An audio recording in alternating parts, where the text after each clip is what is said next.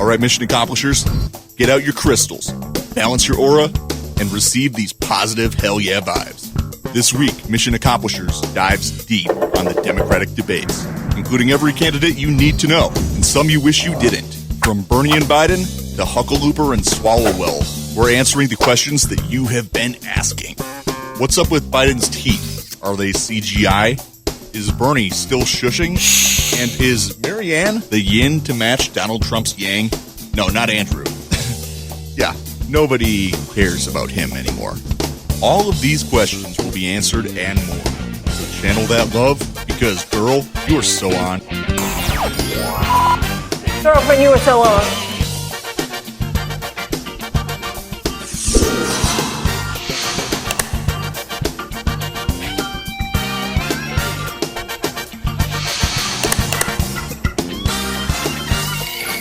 AM950, progressive voice of Minnesota. Welcome all Mission Accomplishers. Mission Accomplishers, hosted by Hunter Hawes and Erik Nelson. Hey. Saturday nights at 7 p.m. here in the Minneapolis Twin Cities. And podcast it on the internet, a survivor of Y2K all around the globe. You know what annoys me about Y2K? But people act like it was a made-up thing. Uh-huh. It didn't happen because people freaked out about it for years. Because they spent so people much took money action? updating software, fixing the flaws. Yes, and It's not like it didn't really pose a threat to us. It was a threat that we fixed. But one of those flaws that was able to seep through was this program. Yeah. Unfortunately, we were not destroyed by Skynet. But this week was an important event in the Democratic primary. It was the first debate. I don't know if we can necessarily say it was important. Well, I mean, was there any... This was all of the candidates' primary focus up until this point was getting to this debate, having a good impression. I guess if you're a fringe candidate, this is probably the most important aspect of the entire race. Yeah, so the debates definitely are a central focus in the race, so you can't ignore that aspect. But today we're going to take a look at where some candidates stand after the debate, because a lot of people were complete unknowns to most of us before, and now we have a bit of an exposure to them. And some of the bigger candidates, how did they fare after the debates? Did it have a positive, negative effect? Some trip-ups and some impressive performances. Yes, we will take a look at it all. But to start things off with, let's go with the big man himself, Bernard Sanders. El Sanderino. And Bernie, he had been polling pretty consistently in the number 2 spot leading up to the debates. Kind of starting to get caught up, though, by Warren. It was kind of a 2-horse race for most of this year between Biden and Bernie, with Biden edging him out by about 5 to 10 points in polls consistently. And recently, Elizabeth Warren has caught up and is just a couple points behind Bernie for the number 2 spot. It seems like she's really being pushed by a lot of the media. Yeah, like they're just looking for anyone but Bernie, and they're going, "Oh, you like all this stuff? Okay, we have a different person." Mm-hmm. It's like what they did with Keith Ellison and Tom Perez. You know, like, we got a guy who has all the same beliefs as you. So don't worry about it. But it is interesting, Bernie and Warren being so close in that 2 and 3, and you do see that Warren is a preferred option by mainstream media and just the establishment Democratic Party. Mm-hmm. But Warren is still a lot better than most establishment Democrat options. Sure. If she ended up being president, I would not be disappointed. Yeah, so it is.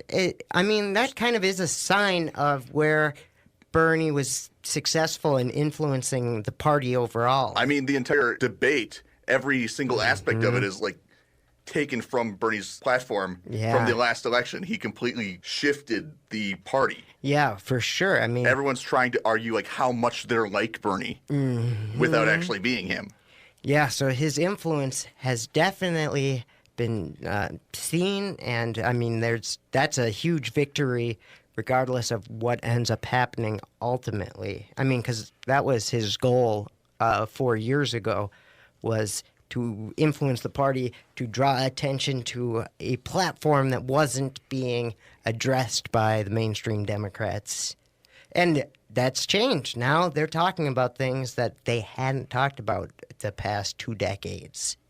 Yeah, something like Medicare for all, something like, Yang's basic income, that it would never have been discussed before. Yeah, without a doubt, the issues that are in focus are completely different than where they've ever been in the past, and that's good. Yeah, discussing America's foreign policy, America's imperialism is something we need to take a step back from.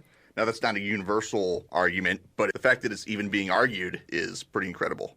Now, Bernie, I think this is a lot different circumstance than 2016, where 2016 it was just 2 candidates. It was Hillary Clinton and him. Well, you had Lincoln Chaffee and... but they dropped out very early on. Who's the other guy? O'Malley, Martin O'Malley. Martin O'Malley, yeah. I think there was one more, though. But let's go. They don't matter. I wonder how many people were the maximum in a debate in 2016. Oh, I think it was probably 4. Yeah, there That's weren't what I remember. Weren't many, but that's because Hillary Clinton was the chosen one, right? That's why people got so upset with Bernie for running. But what's interesting, or what's different actually, is that there was a lot of people who were voting for Bernie simply because he wasn't Hillary Clinton. And now when there's 19 other potential options, it's a whole different race this time around. Mm-hmm. People have told that Bernie, the sexist, is running. And before, maybe they made some sort of mental appeal to themselves where they could vote for him because the alternative was this war hawk. So, I mean, I love Bernie. He's my number one option. But I'm wondering, how is he going to pick up momentum or pick up voters? Because everyone's aware of him already.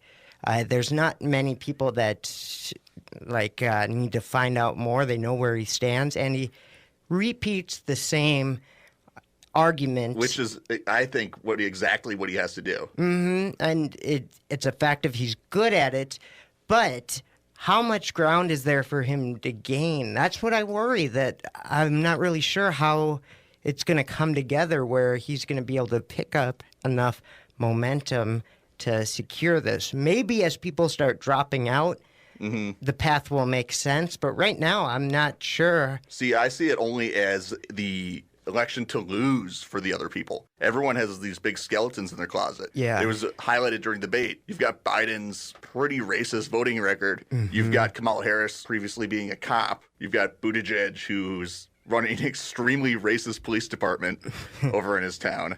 I think he was polling at 0 for African Americans before this. I don't know if you can pull in negative numbers. I didn't know that. But, yeah, so I guess it's going to have to come down to when the field starts narrowing for me to understand how Bernie can pull it off. Because, he's close. He's remaining strong in that top spot, and fundraising, he's blowing everyone else out of the water, and that's usually the thing that people say is the most important, like the establishment, people in the party, the media. Fundraising, money, usually was the most important thing that a candidate could do, but when it's him, they don't seem to care. Well, because they like those big money donors. They don't see $30 donations as valid or something. Yeah, so he's got $20 million right now, and that all comes from donations less than $200.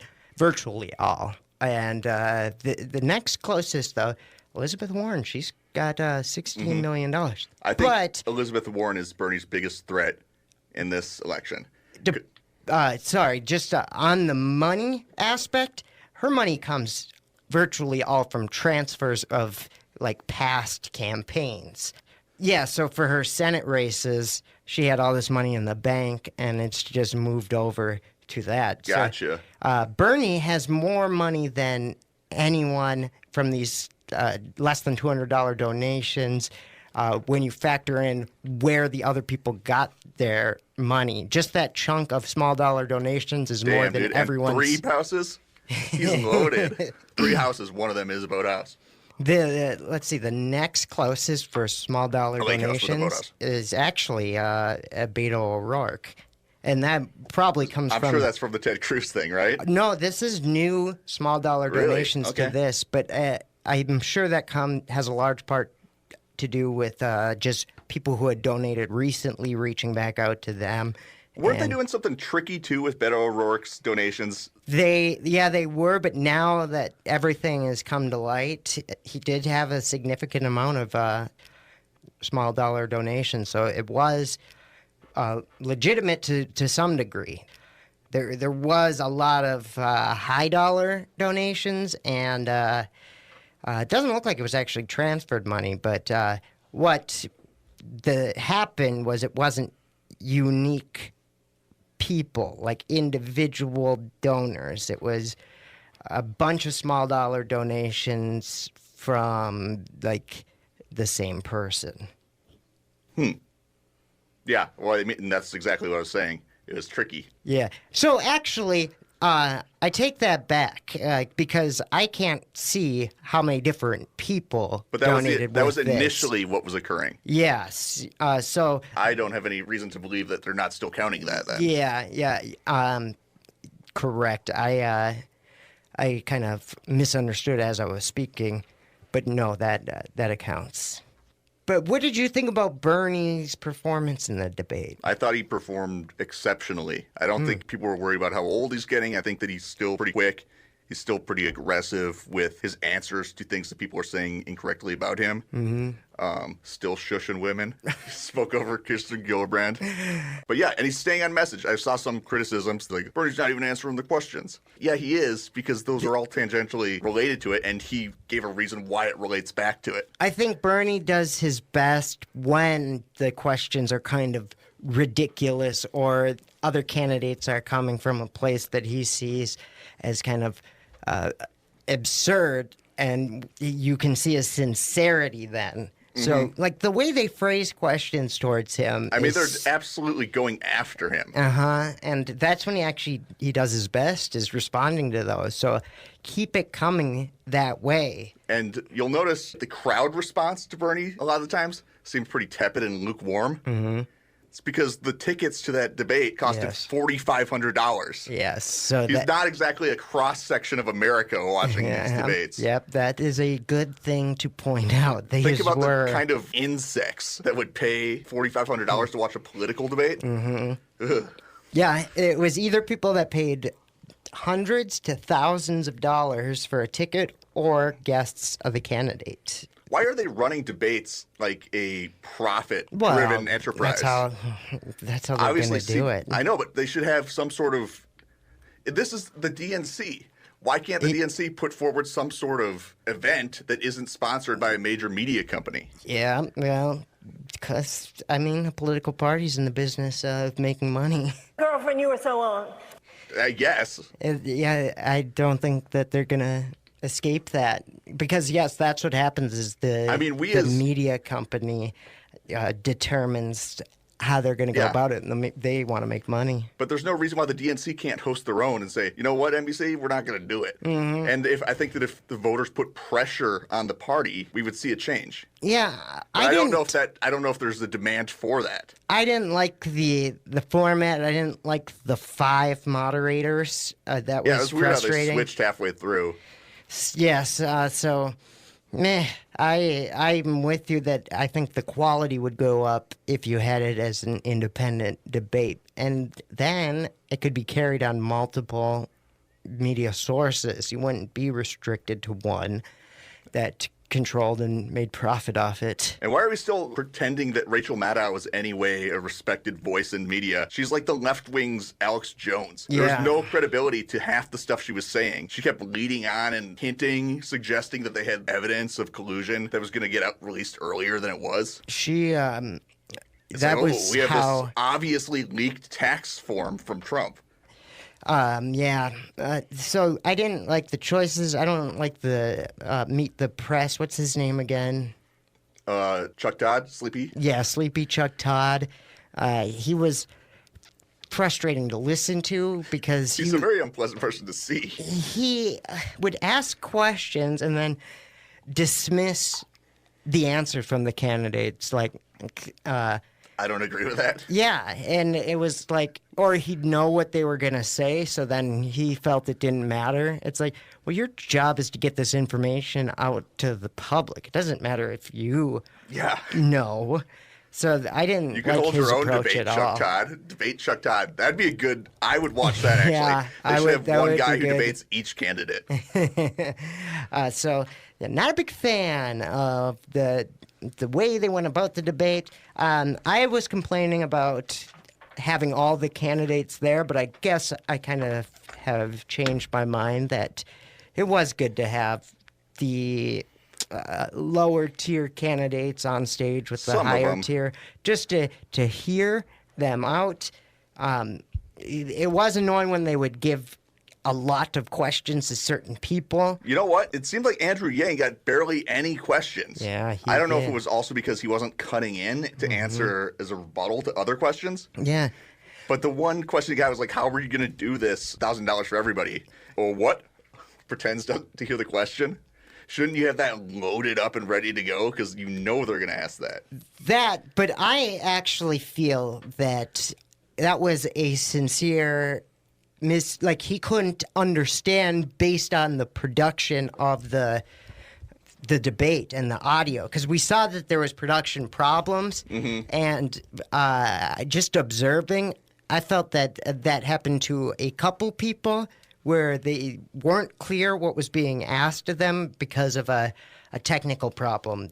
And I've been seeing a lot of people criticizing certain people for kind of having that response of like being unprepared, Yang especially, but then there was others. I mean, when he gave his answer, didn't seem super prepared. It seemed kind of flustered and like he had to recollect what he was going to say. Yeah, that was weak. But I do feel that they were dropping the ball on just how they delivered this and the production of the debate.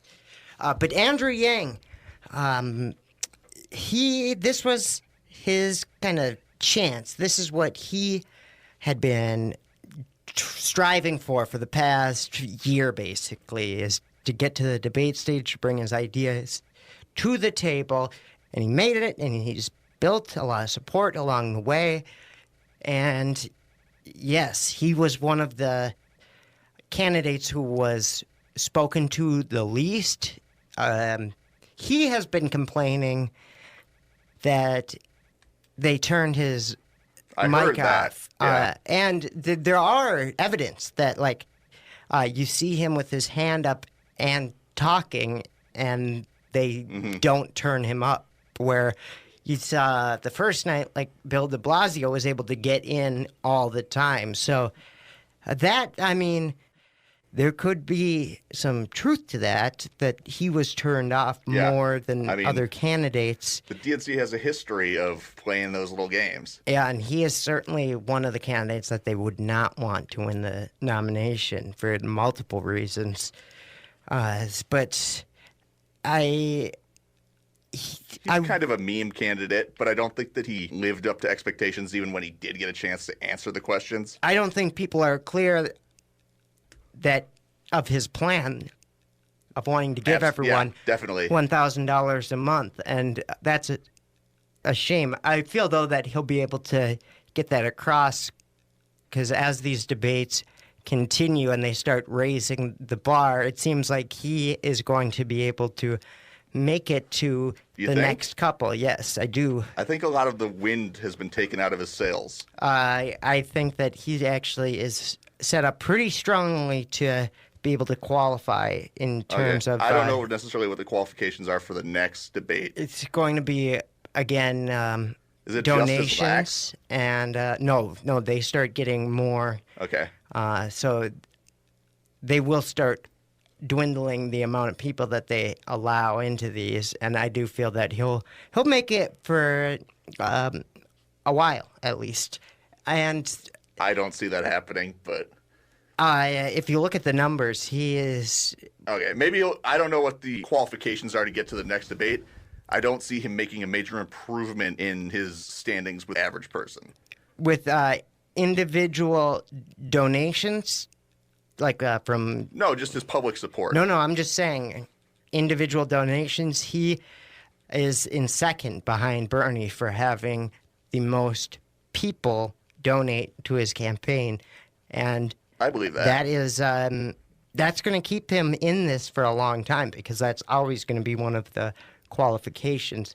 A thing to point out is that a lot of these candidates that are kind of at that lower tier, the most important thing for them is not necessarily to get like a big boost in poll numbers, but is to just hang in there to be able to make it to the next debate and then the one after that. You don't want to be the ones dropping off. So it's... But at the same time, I feel like your ultimate... Andrew Yang, I don't think he says he has expectations of winning the presidency because everyone has to say that. Mm-hmm. You don't want to say, I don't really want to win because no one's going to support you. But at the same time, you obviously know that his main focus is just to present the idea of basic income to America. Yeah. And I don't think that he succeeded in this debate. He didn't. At this first debate, and that is a shame. His performance overall kind of weak. I would say it's very weak. Yeah. I think that everything I read was people embarrassed by his performance that were supporters of him. I'm trying to think of some of the, because I didn't feel like it was just a complete disaster. There were some moments. I mean, he didn't slip on a banana peel, fall over, but in terms of he didn't succeed at all. Yeah, and that's a bad sign if I can't have it at the tip of my tongue. That because I do remember there were some moments, but I can't recall them. So that shows how his performance was. Especially at this stage, you need to stand out in some way. Mm-hmm. Where I think the other meme candidate did a hell of a job. Marianne Williamson? Yes. No one was talking about her before. Now everyone is. But there is a lot of negative talk about her. But sure, I guess, but so did Trump. Yeah, Trump had that too. There's no such thing as bad publicity. But Marianne Williamson is who I had been saying will be the next dark horse to rise to prominence in this race. Mm-hmm. What did you... I think that she killed it. I think that she stuck to her message. She stayed true to herself. And I am more of a policy-driven person. But her argument for just being a big idea person, it was sincere. And I can't really disagree with it. And I completely agree with what she was getting at with we don't need a plan. And that's the main criticism everyone has for her is how she phrased it, that sure, you can have all these plans. Yeah, she's not place. saying we're not going to plan stuff. It's just saying a plan during your election run is not ever going to be implemented in the way that you plan it. Mm-hmm. And so that's been what I've been hearing, up a ton of cheap shots. But I think that there's some solid truth to what she was getting at there, that it's an easy thing to pick at and make fun of and dismiss, like the late-night talk shows are. But I think that she has got her finger on the pulse of the problems of the country and how we need to change the way that we approach and the seriousness of the changes occurring right now. Like we're in a whole different ballgame than we've ever been in the past. So yeah, obviously conventional wisdom, you can throw that out the window. Every next election cycle is a different beast altogether. But this one, the disparity between this election and the elections before it seem far greater than the disparity between previous election cycles. Yeah, I am a Marianne Williamson fan. And one more thing to say about Marianne that I really liked. She didn't just throw out these big ideas without any context behind them. She always gave some sort of reference to the structure that causes the problems and the ideas she has to fix them. Like she got some heat for saying, oh, we don't have a healthcare system's great, but we have to look at the root of the causes. And it is a great question. Why do Americans get sick so much more than other countries? Absolutely. Yes, that's a good way to put it. And that's what she was getting at with that, with the plans and how she phrased that. And it's frustrating seeing like the Colbert and I think that Seth, can only help her, honestly. But they are immediately dismissing. They're doing the same thing that happened to Kucinich in like the 2004 race. Sure. But we live in the age of the internet now, and I think that the more name recognition she has, that's a good point. The more people are talking about her, the better. It might be a different case if it was down to her and one other person. But right now, there's like 20 people at the debates. Anyone talking about her is a win. So then I want to talk about an issue that her, an issue that candidates are using to gain traction and support that I feel is mostly insincere by all of the candidates besides her, and that would be reparations. And this is just an easy way to appeal to the black voting bloc. Because they still have this idea that they're a monolith and they vote as a single unit.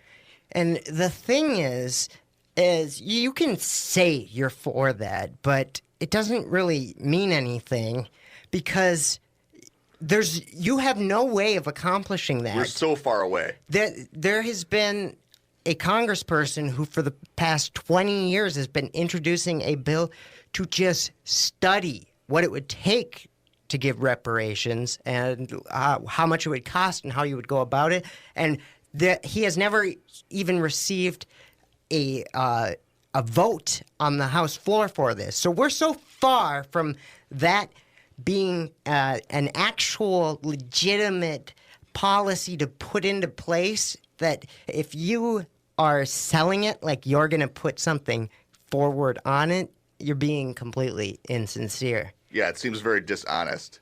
There's no route that we can currently take to get to it. It polls extremely low. It has very low support even among black people. I don't see it happening. Hypothetically, would I like it to happen? Is it just to move? But that doesn't matter. What's more important, I think, is that you have to be honest about how you would go about this. And I mean, you can't sell to people, like promise them the world, and then once you get into power, deliver nothing. And that's what would happen with anyone parroting that this is going to happen. The way to go about it is to support the congressman's plan of studying it first and to make clear that that's the first step. But they're not doing that. They're saying that they're for it. Say, yeah, I support it, sure, but I don't know how it's going to come into fruition at this current state.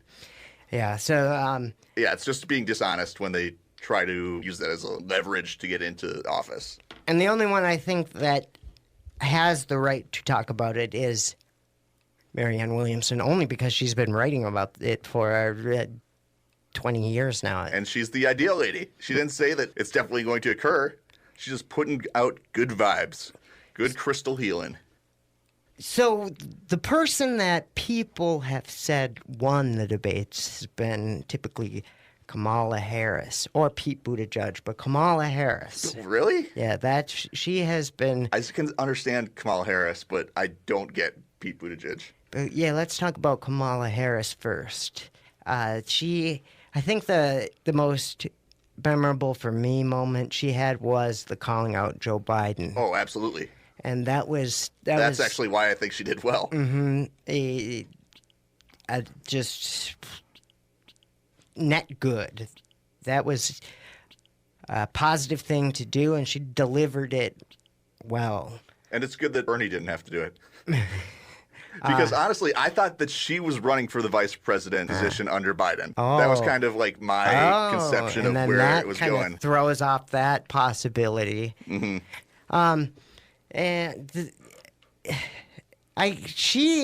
She can bother me with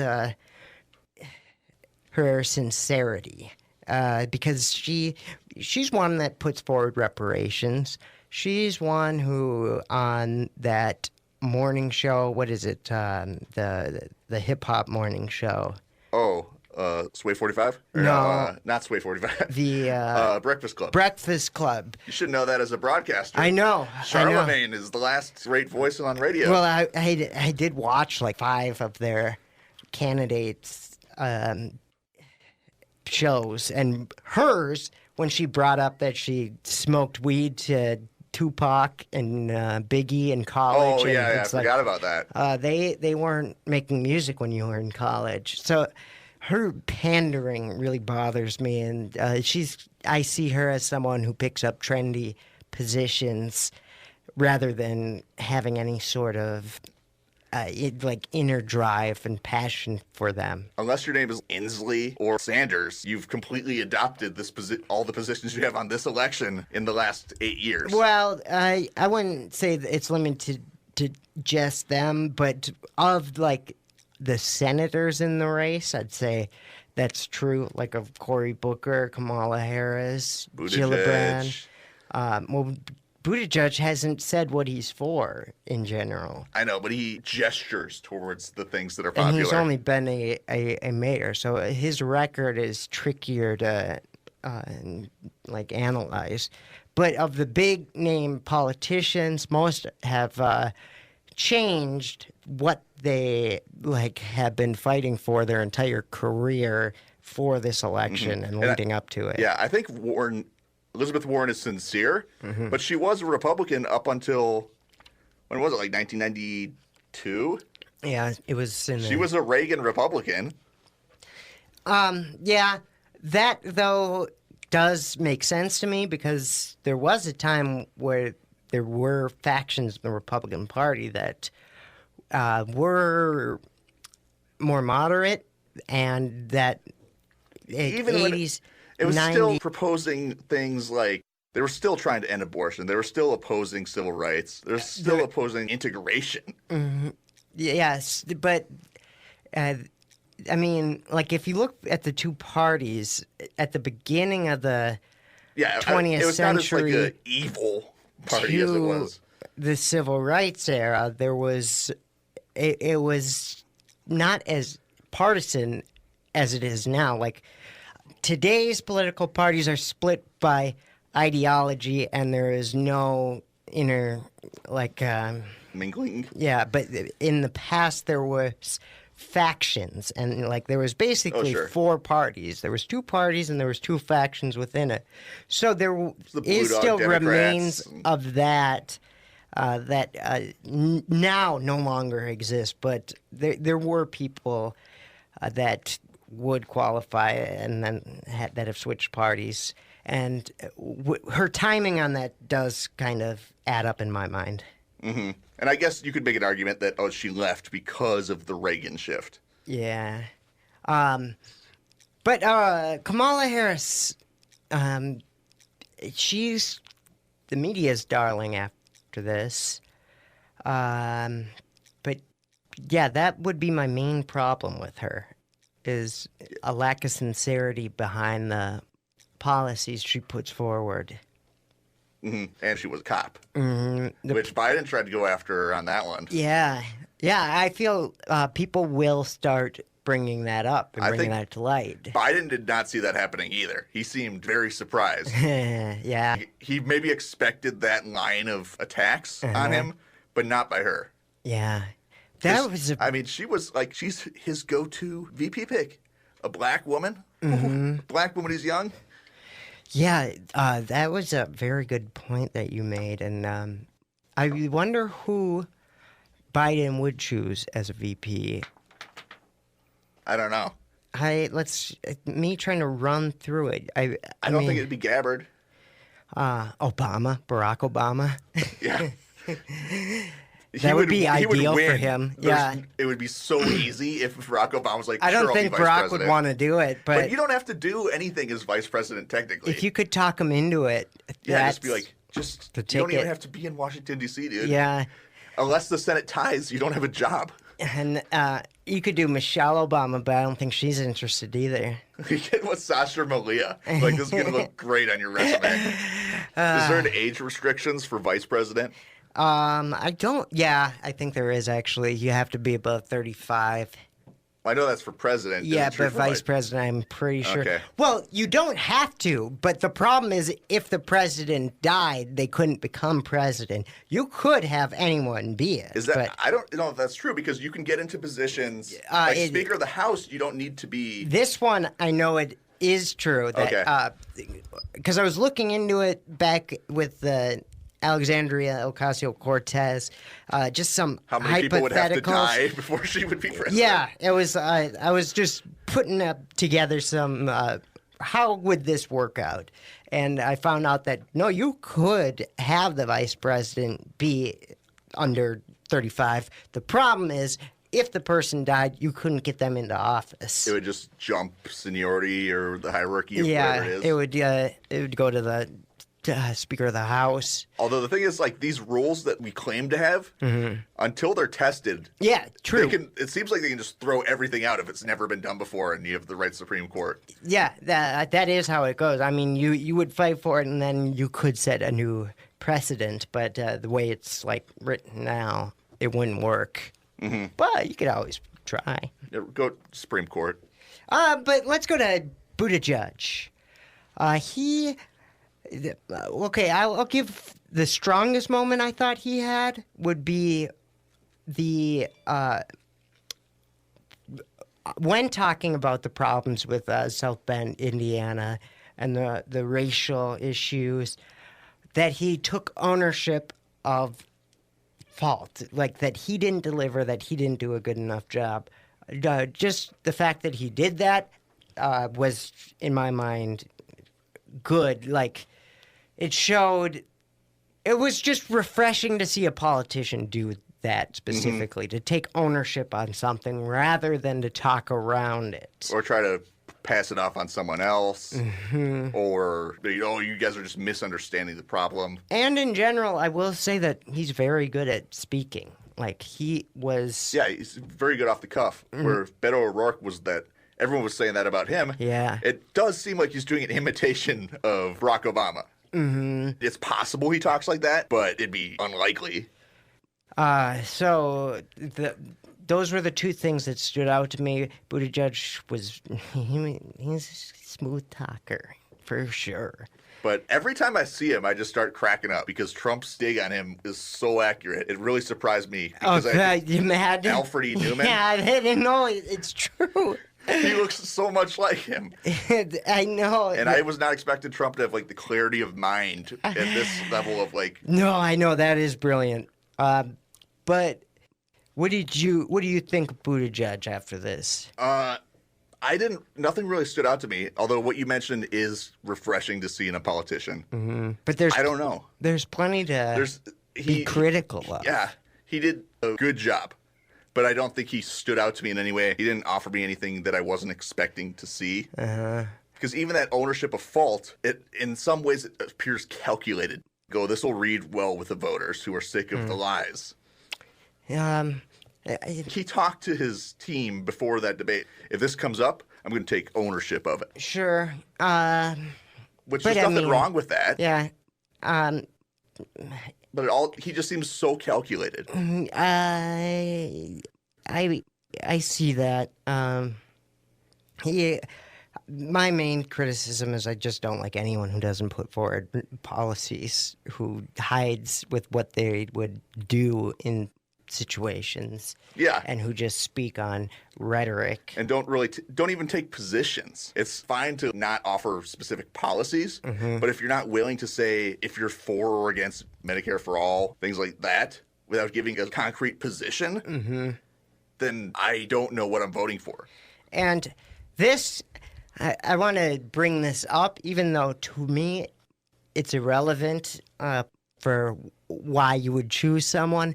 But if he is the nominee, what Republicans are going to do is just flood the TV with him kissing At gay pride rallies? Yeah, his husband, and just use that to try and disgust people from voting. It'd be interesting because I think that's kind of, at least in Minnesota and like more of the northern states, it seems like a losing strategy at this point. Because even the conservative people I know are like, oh yeah, well, gay people, they're fine. There is the fact though that straight men seeing two men kissing, there is a reaction inside that it's unavoidable, and it isn't even prejudice. It's just a naturally occurring thing. I don't know. I mean, I think that once you get accustomed to it to a certain degree, I don't really want to see anyone kissing, to be honest. It's kind of gross. Yeah. If you're not, like, in some way, like, people you love seeing them kiss, like, ugh, do that away from me. Yeah, I know. And then it's a thing that it's like I don't want to address, but it's worth not ignoring that there is something that even people who don't have any prejudice this seems like a crazy like position. Are you worried they're going to run with that attack? No, I'm not. Because I think it'll backfire. I'm pointing out that it's going to happen if he's the nominee. And Republicans are going to throw out every sort of dirty little trick. I don't think it'll be effective in any way. No, and that was why I started with it's irrelevant, but just think about this. However, I'm always for breaking down those barriers. Like when Keith Ellison was running for Attorney General, when they were saying, well, no Muslims ever won a statewide election. I go, well, good. There's no better one to break down that barrier. And Barack Obama they're going to go after him for racist stuff. Hillary Clinton's going to leak him in a dashiki. Yeah, the only fear is that that gets used and then it inspires more hate, like in Charlottesville, or like targeting of gay people, that they're able to rile up so much. Okay, I think I understand what you're saying. Like, it'll bring up a new vein of homophobia. And that's not a reason to not do it. It's just something to prepare for, to counteract, to just keep people safe. But the perfect argument against that is, oh yeah, we were trying to find disgusting pictures of Trump kissing his wife. Can't find them. Trump, disgusting. Because it's way grosser to watch Trump kiss someone than watch Pete Buttigieg kiss his husband. Yeah, that's a good point. That's like a slimy Jabba the Hutt kiss. So if we're watching anyone be kissing, it's going to be so much grosser to watch Trump do anything vaguely sexual. Who else stood out to you in this debate? Inslee stood out to me. Yeah, Inslee. I thought he did pretty well. He offered a sort of ideology that I didn't see anywhere else on either debate stage. Go explain that a bit. Just he has a focus on environmentalism, ending global warming. You're not ending it, but taking concrete action to slow its progression. And it's such a huge issue, and our time to really deal with it is quickly approaching the point when we can't even counteract it anymore. And no one's talking about it. Well, what's great with Inslee, too, is that his climate plan is something that, even if he doesn't win, his policy is ready for anyone to pick up and put into place. So he is a good addition to this whole process. If someone doesn't pick him as their Secretary of Energy, it's like, or EPA or whatever, what are you doing? Yeah, that's It's going to happen a lot with all these candidates is jockeying for a cabinet position. Yeah, I mean, what do you think the first debate was? Mm-hmm. It was just who gets to be on the cabinet. And one that I don't know if she will end up getting a position like that, but would be it would be Tulsi Gabbard, one of the more polarizing candidates in this field. Yeah. I thought she did a good job. I did too. I thought she was... my favorite moment of all was addressing her past bad, conservative views, the questionable things about her, some of the homophobic policies she supported and things she said, was how she was raised, and just the way that she was able to deliver it in a relatable way, that she was... she grew up in a conservative family that had some bad views, and it rubbed off on her, and that I'm sure a lot of people could relate to that. She said it's something along those lines, and I thought it was... I like how it was relatable. It was only halfway through Obama's presidency that he came out in favor of gay marriage. Mm. You know, Democrats were still by and large playing that game where they're like, we don't want to send them to prison, but we can't let them marry each other. Yeah. Oh, for sure. Where if a Republican today was giving the Democrats' position 20 years ago on gay marriage, they'd widely be considered extremely homophobic. Mm-hmm. And I'm not saying that they're not. Yeah. But it's just kind of surprising how quickly things have progressed, and especially if you're looking at that.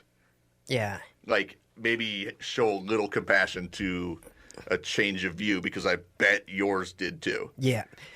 Absolutely. Well put. The way her discussions on foreign policy, though, she's the only one talking about certain things. And another person that is a great addition to this, however, one that for some reason inspires so much polarization and opposition to her. I don't know why people are so critical. I don't really understand it, but I see that it's there. Kirsten Gillibrand. What about her? No one has any positions on her. They don't care about her. She is the... in football, they always have the Andy Dalton line of that he's the true medium, and if you're below him, then you're in the bottom tier of football know quarterbacks. Who Andy Dalton is. But he's the most medium quarterback. Yeah. Gillibrand is the candidate that if you're polling below her, you're in deep trouble. Yeah. She has just absolute no I don't know how she traction. got on the debate stage. I feel like that is some fishiness. There's other guys like Tim Ryan. There's a handful of guys who I already forgot their names. The guy who looked like he was wearing a wig. I don't know who that is. I think that was Tim Ryan. I don't know. There are a bunch of these guys who look like they were Delaney, taken out of a Sears catalog. Yeah, for sure. I don't know how they're on there. Oh, yeah, and then there's what the hell is his name? Yeah, see, it's so bad we can't even recall him. Hickenlooper. That's what I was thinking of. Hickenlooper. He was trying to position himself as the anti-socialist guy. Yeah, that's his thing. Is they're all nuts. All these Democrats. Anti-socialism is. He's going to be doing Fox News town halls if he hasn't already. Oh, yeah. And it's who are you going to get your votes for? People who accidentally walked into the Democratic primary? Yeah. I know he's going all in on let's try and pick off those suburban Republicans. Yeah, maybe people are against some of the welfare programs, but he doesn't give anyone else another reason to vote for him. Yeah, so I would say the below Kirsten Gillibrand would be, you got John Delaney, you got John Delaney, John Hickenlooper, you got Tim Ryan, you got Erik Swalwell. Erik Swalwell. Erik Swalwell. Swalwell. But those are the irrelevant candidates. Yeah, and to be honest, like I kind of thought Inslee was going to be Yeah, that too, I which know. is why when I He saw has his performance, he blew up. escalated, as well as Bill de Blasio. He is out of that just complete irrelevant candidate. Yeah, it would just impress me his ability to like be a bully. Yeah. Because if you're going against Trump, you need to either like overcome him with like pure positivity, like Marianne, and use your healing crystals against him, or you need to just be mean to him. Yeah, so those, can't wait for when they are no longer in the field and we no longer have to listen to them. Now, another question is not necessarily who you think did the best, but who do you think showed the most promise or least promise in beating Trump? Let's see. It would be someone who had a strong debate, because that is going to be a pivotal moment, is when they're on stage together, and someone who can handle Trump's just insults and the way he try to intimidate them. And no, my answer is I don't know. No one really stood out to me as strong in that way to take on Trump. I worry that there wasn't a performance that was so good that... I mean, it doesn't have to just like overcome him with like out alphaing him either. You can, use a different... I know, but I'm not sure. I really... Anyone who did poorly or like gave evidence that you just don't think they have it in them? Well, I worry Beto O'Rourke with his Spanish and his kind of just pouting. He definitely lost traction in his... Like playing the pity card? Yeah. Yeah, that would work. Because he was seen as like a Superman before this, like during the midterms. Yeah. He was When definitely he a rising star, and now there's a lot lost to of the guy faults. that Trump completely humiliated. Yeah, so he, in my mind, is right now looking the weakest. But just the debate, I don't know. I'm struggling to come up with an answer. I think that obviously Kamala Harris came out very well, I think, in just being willing and able to directly confront people on things they've done wrong. That was what I was thinking, but I wasn't sure if I wanted to go with that answer. But she seemed just the best able to utilize this format. Like the confrontational aspect to it. Yeah. And Trump's obviously going to go, racist and sexist. And I think that she is capable of, like, stepping beyond that. And people will not... I don't think if he... Like, Trump's, like, racist and sexist actions, when they're done, like, directly to a person, I think feel a lot more real. Yeah. As opposed to...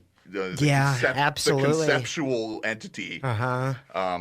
So I think she kind of boosted her rankings in my mind. And Bernie, just because he like can't be shook, he always stayed on message, even when it was like obviously like even the moderators were trying to trip him up. I just didn't feel like it was the best Bernie performance. It wasn't the best Bernie performance. Based off that, I can't give it to him right there. He's like the Energizer Bunny. He just keeps going and going and going. Like he won't be like tripped up by things. You know who I thought actually would do well against Trump? Is Bill de Blasio. Well, yeah, that's kind of why I got on this topic, is just because, like, he can out-bully him. Yeah. I don't know if he can out-bully him, but he can definitely, like, match him.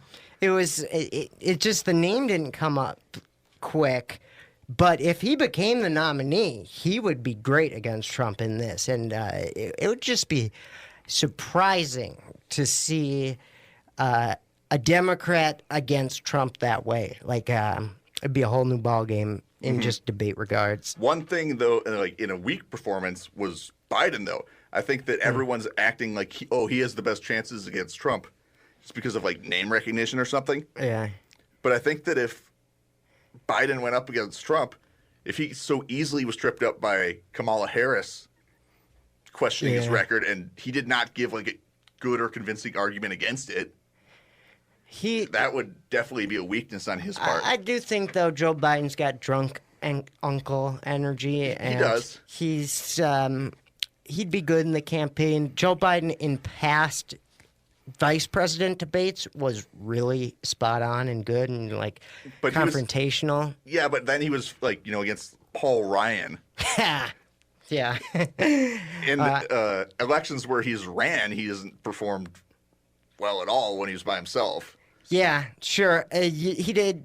Kamala did expose an opening for like a weakness. Mm-hmm. Then the other person, and I don't know if it's really about from these debates, but Elizabeth Warren is just like, I think she's probably the least likely to beat Trump of any of the candidates. Yeah, or major candidates. It sucks because I like her a lot. I agree that she has the potential to botch the election. I think she would fall into like every one of his traps. But she also has potential to be strong. But I do agree that she has... Position-wise, I agree that she's strong. Yeah. I just don't see her... A lot of concern with her. A lot of concern. Going into the next debates, I'd like to see more questions relating to our foreign policy, military actions against South America, Yemen, but I don't know. I thought the debates were fine. No one completely embarrassed themselves. No one was a shining beacon of greatness. For the next debate, I really hope we see Mike Gravel get on the stage and ask, why haven't we prosecuted the Bush administration for war crimes? Gravel's coming for you bastards.